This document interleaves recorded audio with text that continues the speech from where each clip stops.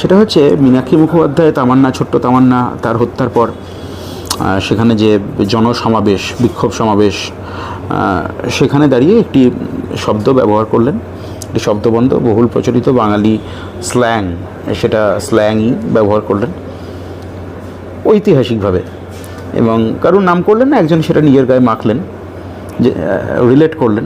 আপনি বিষয়টা, যিনি নিজেই অন্য লোককে বলে থাকেন, তার ভিডিও আছে, আরও অনেক কিছু বলেন, লিখিতভাবে বলেন আর কি। আপনার প্রশ্নটা কি?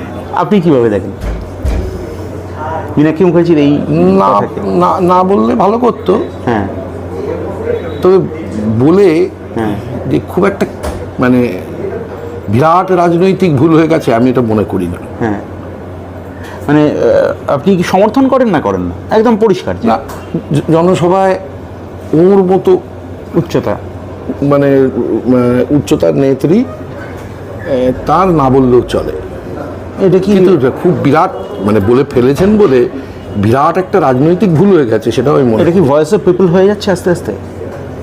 যদি ভয়েস অফ পিপল হয় তাহলে ভয়েস মানে পিপল সেটাকে তুলে নেবে। আজকে যদি পশ্চিমবাংলার বুকে দাঁড়িয়ে আমার অগ্রজ অভিনেতা তাপস পাল বলতে পারেন ঘরের মধ্যে ছেলে ঢুকিয়ে দেবো, রেপ করিয়ে দেবো, তাতে যদি ওই হারে হাততালি পড়তে পারে, তাহলে কে বেশি দোষী? যারা হাততালি দিচ্ছে বা যারা সেই পরিস্থিতি তৈরি করছে, নাকি তাপস পাল? ঠিকই। আজকে যদি মীনাক্ষী মুখার্জি তার ক্রোধকে মুহূর্তের জন্য সংবরণ করেছেন, সংবরণ করে উঠতে পারেন ক্রোধকে, এই রাগটা দরকার নেই। রাগছেন না কেন আপনারা?